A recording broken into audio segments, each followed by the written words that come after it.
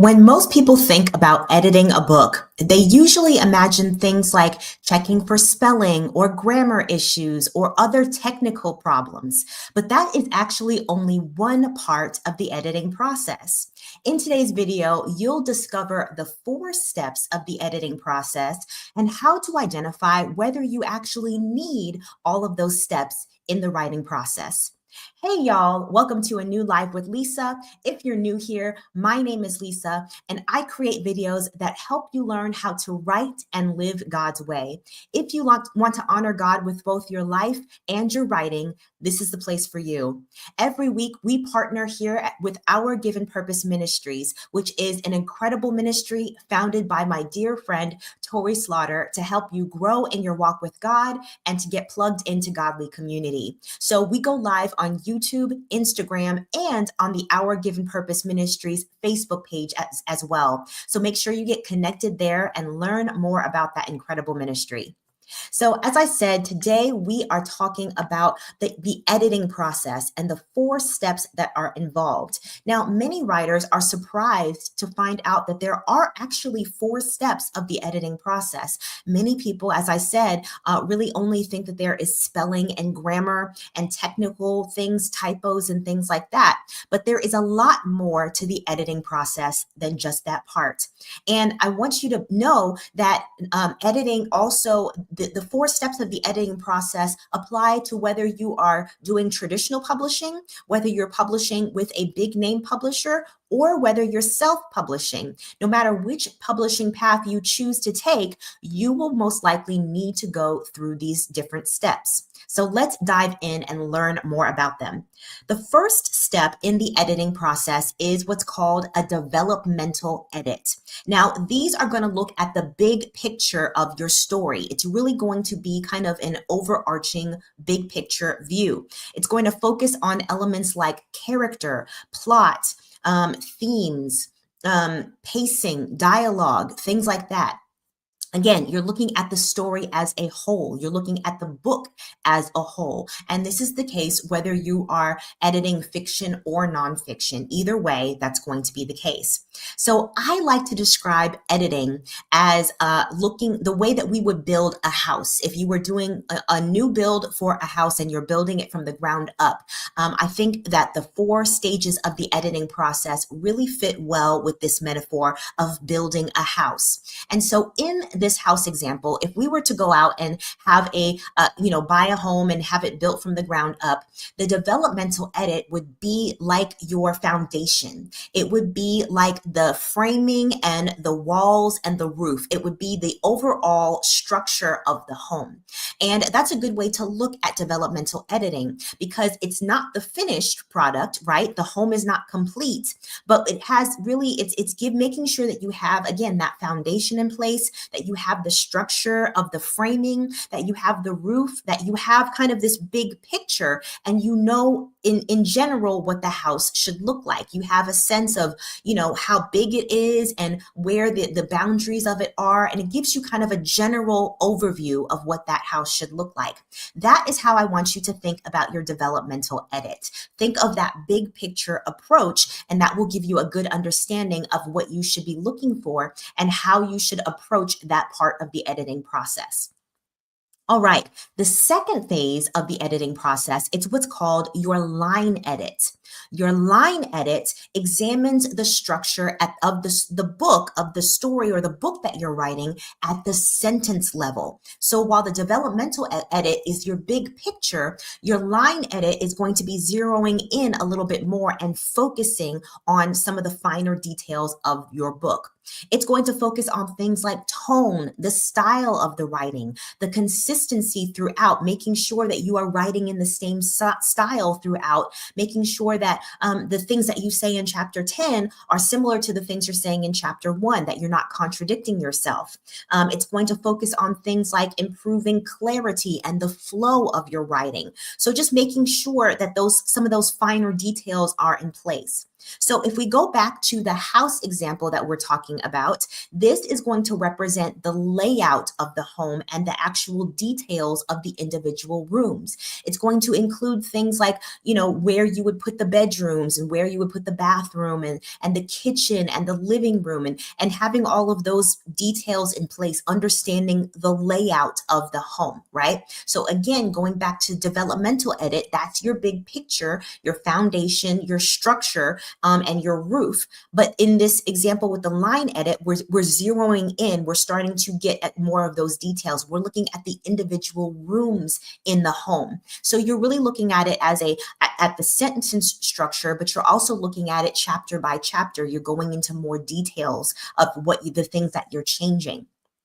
All right, so now let's go into let's go ahead and stop and look at some comments first, and then we'll head into the next phase. All right. So Tori says, I love a house metaphor that is so helpful to picture how editing works and what our steps need to be. Yes, I hope that is helpful, and I'm glad to hear that it is for you, Tori. I really hope that this really gives you a picture of what it can look like when you're looking at your book. It's very similar to building a home in a lot of ways.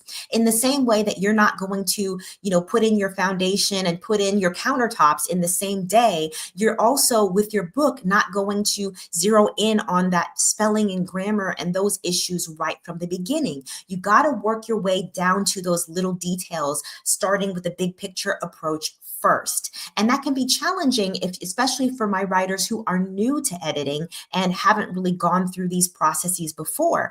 But it's something that you get the hang of the more that you do it. And so I want to encourage you that if this feels a little bit overwhelming and a little bit, kind of like a lot right now, it's really not once you go through the phases of the process. You really are meant to take it one step at a time. And once you do that, it really does get easier. So the next phase in the editing process is what's called copy editing. Copy editing focuses on technical corrections like grammar, spelling, and punctuation. And so these are what a lot of people think of when they think of the editing process. They are thinking about copy editing, which is actually the third stage in the process for a lot of writers. And so, if we go back to that house example that I talked about, this would be where you're looking at the fixtures in the house, where you're thinking about paint, you're thinking about what kind of doorknobs you want, and what kind of carpet you're looking for, what color the carpet is, what the countertops are going to be, and you're looking at all of those finishing touches, right? The cabinets and all of that. Those are, I don't know about you, but for me, that's always kind of the fun part of looking at a home and thinking about buying a new home is looking at those fixtures. That can be a really fun part of the process. But for a lot of people, this is what a lot of people think of even when they are buying a home, and especially when they are writing a book. They're looking at those finer details. And so it's still an important part of the writing process and the editing process, but it's not the only part. So we have to remember that there's a lot of work that needs to be put in before we get to this phase, the copy editing phase. Really key for you to remember that. All right. And then the last part of the editing process is what's called proofreading. Proofreading is the last step in the editing process, and it is often used interchangeably with copy editing. A lot of times you'll hear people talk about proofreading and editing and copy editing together, or they'll kind of overlap in terms of when it happens and what people are talking about when they are talking about this phase of the writing process. But it is actually its own separate category. Sometimes you can do some copy editing and proofreading together, but it really is its own step in the process. And here's why. Proofreading is actually a final review that we go through that checks the book for errors before the book is published. It is really kind of the last step in the process. It takes place after formatting is done, and it really is only meant to involve minor corrections and things that might have been missed during the previous stages. So if you're doing a lot of editing, you're finding finding that you need to make a lot of changes during the proofreading stage, that might be a sign that you need to go back and look at some of those other stages and go through them again. Because by the time you get to proofreading, you really aren't supposed to be doing a ton of work at that point in the process. You really are just doing those final passes to make sure that everything is taken care of, and then you move on to publishing. All right. And so when we talk about the home example and the building a home example, this would be your house inspection.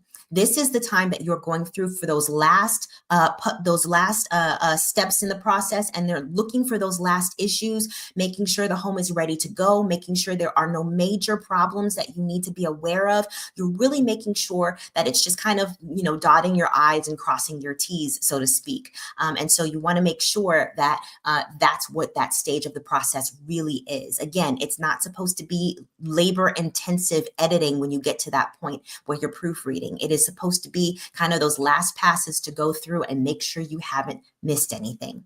All right, so let's go into comments here. All right, Tori says, you've really touched on something that connects so many dots. The process of building a home lends itself to the one doing the work in the area of their expertise, but hiring someone to do the things that is beyond one's skill set. This is so awesome. Thank you. Amen. I'm so glad to hear that, Tori. And thank you so much for pointing that out, because yes, that is what I'm actually about to get to that point. So you are thinking ahead there. But in terms of bringing in help, this is why bringing in an editor is so important. Similar to a home, right? When we buy a home, we want to hire an inspector to come through and make sure that we haven't missed anything in the home buying process. And many people actually hire inspectors earlier in the process before they go to the closing table and before the final inspection. They'll actually do another inspection. I believe it's usually after the drywall is installed, but it's earlier in the process of when you're buying a home. And so there is actually room to bring in expertise there as well. And so it really does fit the metaphor in terms of working on a book as well, because a lot of times you will need editors to help you at every step of the editing journey. You'll need people to really work with you who know what to look for, know what the issues are, and know how to help you in particular with correcting them. It's important for you to understand that this process can look different depending on whether you are traditionally publishing or self-publishing your book. When you traditionally publish, you are going to have editors work with you with all 4 of these stages. And so you'll have usually a developmental editor who will help you with just the developmental edit of the process of working on your book. You may have a different editor that helps you with line edits, or it might be the same editor, but sometimes they're different people. You will usually have different people helping you with the copy edit and the proofreading. There will be different people at different stages of the process that will help you through that. And they will work, usually they'll be employees of the publisher that you're working with. And so they'll come alongside you in the process of preparing your book for publication, and they'll walk you through every step of that process. So if you are looking to publish with a traditional publisher, that is something to be on the lookout for and aware of, and understanding that that is part of the process. In that case, if you have a book deal with a publisher, you won't have to pay those editors to work with them. That is part of that process of working with that publisher. So that's something you want to be aware of as well. Now, if you are self-publishing, however, it is really up to you. The ball is in your court in terms of who you want to hire, when, and why, and you have all of the control and the ability to make those decisions for yourself. Now, let's talk about whether or not you want to do that. So the reality is that every book doesn't necessarily have to go through all of these steps. Again, if you're self-publishing, you can do whatever you would like to do. That's up to you. It really depends on what your goals are and what's most important to you. If you do choose to skip some of these steps that we've talked about today, again, we talked about the 4 steps, which is developmental edits, line edits, copy editing, and proofreading, right? Those 4 steps. If you do choose to skip some of those steps, it's going to be really, really important that you bring in feedback in some other way, in addition to working with an editor on one of those steps. You do need to have an editor. I really strongly recommend that you have an editor, a professional editor that you're working with, to go through at least some of those editing steps. But in addition to that, you would want to bring in other feedback to help you work through that process as well. And another thing that's important to understand is that not all editors offer all 4 of these services, all 4 of these editing services. There are some that will specialize in 1 or 2 or some of them, right? There are others who will offer all 4. And so it's important to ask those questions when you're looking for an editor. Ask them whether they do all of these steps or not. And if they don't, if they know people who will, could possibly help you with those steps, if that's something that you want to do. So it's just good information for you to have in the back of your mind as you're looking for an editor and thinking about finding someone who either, operates in all of these steps, or maybe they specialize in 1 or 2 of them, and they are really, kind of focused on those particular steps.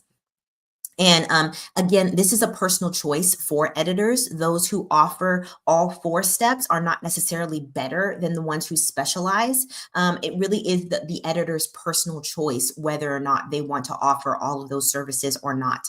And sometimes they just choose to do that because, for different cost reasons, or as a way of making their services available to writers in a different way, just putting different packages together, things like that.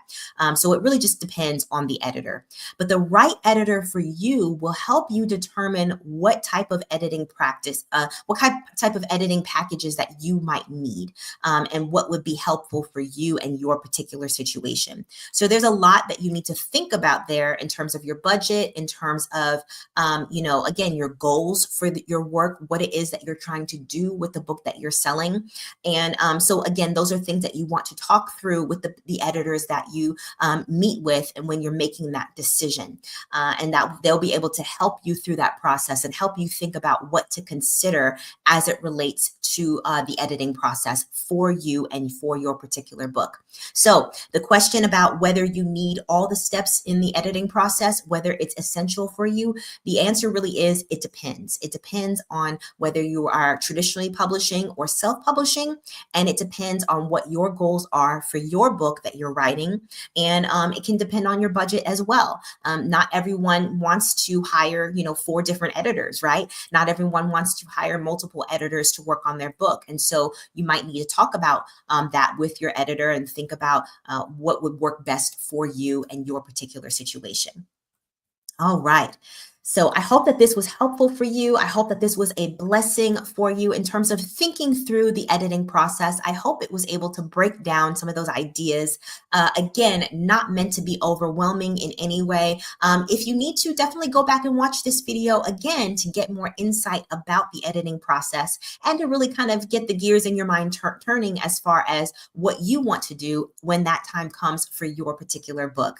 So if you found this video helpful today, if it blessed you, if it gave you some insight that you were looking for, go ahead and subscribe. I would love to hear from you. I would love for you to leave a comment below, letting me know what questions you have about the writing process and about writing God's way. I would love to help in any way that I can. So let me go ahead and check the comments one more time. All right. Tori says, this was so helpful and as always, layered with great advice. Thank you. Well, thank you so much, Tori. And I'm so glad that that was helpful. I hope that it was. I hope that if for anyone who is kind of getting close to that part of the writing process, maybe you're finishing up your rough draft and thinking through what steps are coming next for you, definitely watch this video. Feel free to go back to it over again and just be able to familiarize yourself with the editing process. And my goal is to keep you armed with knowledge and empowered to go forward in writing the book that God has called you to write. So that is it for today's video. I will see you next week, same time, same place for Live with Lisa. And until next time, take care and God bless. Bye, y'all. Happy writing.